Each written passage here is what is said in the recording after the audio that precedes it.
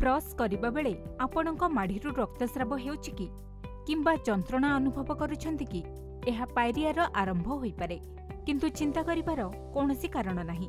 दामी औषध परिवर्ते किछि घरोई उपचार चेष्टा करंतु जहा आपणक माढ़ी को सुस्थ रखिबो एवं शक्तिशाली करिबो। सोरिष तेल एवं लुण मसाज द्वारा पायरियारू मुक्ति मिल पारे। गोटे चामच सोरिष तेल नहीं सेथिरे आधा चामच संध्याप लुण मिसांतु। एही पेस्ट को माढ़ी रे 2 ରୁ 3 मिनिट धीरे धीरे मसाज करंतु। फिटिकिरी रे एंटीबैक्टेरियल, एंटीफंगाल एवं एंटी इन्फ्लेमेटरी गुण रहिछि। 1 ग्लास उषुम पानी रे अल्प फिटिकिरी पाउडर एवं संध्याप लुण मिसांतु। एही पानी रे दिनकु 2 ରୁ 3 थर कुली करंतु। सेहीपरि हळदी रे एंटीबैक्टेरियल गुण रहिछि जहा माढ़ी संक्रमण को दूर करिबारे सहाय्य करिथाय। आधा चमच हळदी रे अल्प सोरिष तेल मिसाई एक पेस्ट प्रस्तुत करंतु। एही पेस्ट को माढ़ी रे लगांतु एवं 5 मिनिट परे धोई दियंतु।